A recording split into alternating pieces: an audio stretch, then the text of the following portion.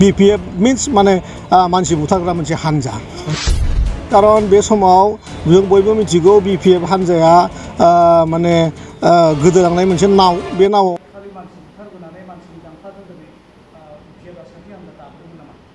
बे बाथ्राखौथ' पाब्लिकफ्रा मिथिगौ रायजो राजाया मिथिगौ दिनै राकेश ब्रह्मआ हठात मैयासो देरहानानै बिथाङा बड'लेण्डनि आथिगुरि जेबो मिथियालाबानो बिदि बाथ्रा बुंलांनायाथ' बे एकदम जघन्य अपराध बेबादि मानसिया सासे EMआव थानायानोथ' असम्भब प्रमद बर' सरकारा बेखौ इमिडियेट होखाराब्ला गावहानो दिगदार दं दिनै सासे रेसपन्सिबल सासे EM जानानै बर' रायजोनि गेजेराव बेबायदि बिमुं थासारि लाबोनाया दिनै बर' हारिनि थाखाय बेसेबां गनायजाथाव बेथ' बिराद लाजिनांथाव जोंबो बर' बिबो बर' जों मोनसे राजनितिक दलाव बर'ल' थायाथ' बिभिन्न जाति जनगोष्ठी दं जोंनावहाय जों बयखौबो लानानै राजनितिक सालायो बिथाङा बोरै थख' बोरै बिदि बुंनो हाखो BPF दलाव अन्यान्य जातिनिबो मानसि दं जोंनावहाय होमबा बे BPF दलनि बे बिभिन्न जाति जनगोष्ठीनि मानसिफ्राबो दुखु मोनगोन ना जों जिहेतु मोनसे राजनितिक दल मोनसे रेजिस्टार्ड मोनसे रेकगनाइज मोनसे फुल फ्लेजेड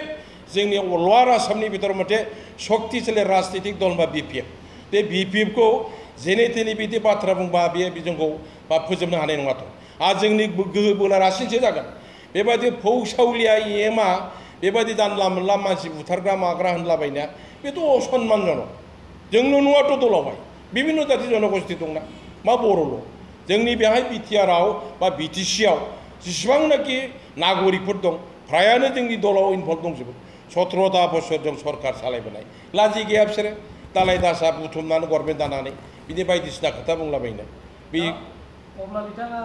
बर' हारिनि अनगायैबो गुबुन जाति जनगोष्ठीखौ लाजि फोनांदोंना नोंथाङा निश्चय बे प्रत्येकता जोंनि BPF दलाव थानाय बिभिन्न जाति जनगोष्ठीखौ लाजि फोनांदों जों धिक्कार होयो बेखायनो जों दिनै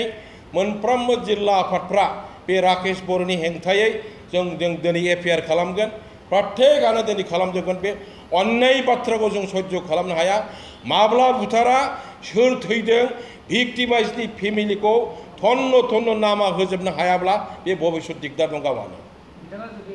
लाजिनानै मोनसे खेमा एबा क्षमा निमाहा बियोब्ला बिथांमोना बिदि मा खालामगोन बे जखननो भुल खालामगोन तखननो निमाहा बिबानो जानाय नङाथ' जोंथ' रावखौबो बुवाबो जाबो जों आइन दं आइननि आश्रय लागोन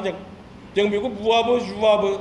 जोंहा आइन दं आइनाव आश्रय आइना जा बेबस्था लागोन जों बेखौनो खर' फाथिना लागोन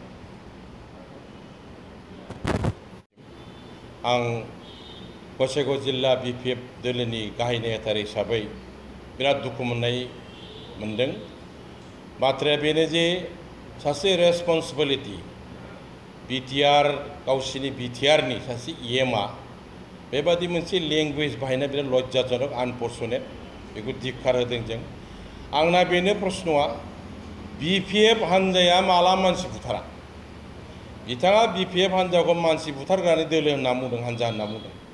बबे तारिखआव सोरखौ बबे भिक्टिमाइज फेमिलि जादों बेखौ जोंनो हिसाबखौ नांगौ साबसे बुथारा आरो बबे BPF बबे जिल्ला बबे ब्लकनिफ्राय बबे BPF दलनि हानजाया सोर मानसिखौ बुथारफेरा बिनि गासिबो बिथं तथ्यखौ होआब्ला बिथांनि नामै आरो जों दिनैहायनो मोनफ्रोमबो जिल्ला आफादफ्रा जों बिथांनि नामै मानहानि गसर होगोन बिथाङा जाहाथे जानला मोनला बेबायदि बाथ्राखौ दाबुदों हयथ' बिथाङा फाग्लाबा गगोन मेडिकेल टेस्ट खालामनानै आरो फाग्ला नङाबाथ' बेखौ जों हगारनाय नङा बिथाङा जुदि माने मेन्टेलि फिजिकेलि आनफिटबा प्रमद बर' सरकारा बेखौ सासे सदस्य हिसाबै दोननो नाङा इमिडियेट बेखौ फिजिकेलि आनफिट घोषणा खालामनानै EMनिफ्राय होख'नांगौ नङाबा बियो बिभिन्न जायगायाव बेखौ जेखौ गोसोखाङो बेखौ बुंलाबायगोन बेबादि मोनसे रेसपन्सिबिलिटि सासे EMआ जुदि बिदि बाथ्रा बुङोब्ला बिनिफ्राय लज्जाजनकसिन मा दं बे गासैबो बड'लेण्ड एरियानि समग्र जोंनि जाति जनगोष्ठी मोनसे असनमानजनक मन्तब्य बियो सासे EMआ बेबायदि बाथ्रा बुङोबा बेनिफ्राय साबसिन आरो मा दुखु गोनां बाथ्रा दंबावो गावहानो बे फैगोन बाराव बरखौनो 20 खानसो मोनगोन नामा ना बियो मसुलपुराव जा रखम शक्तिशाली जोंनि दा बर्तमान BPF दोलोआ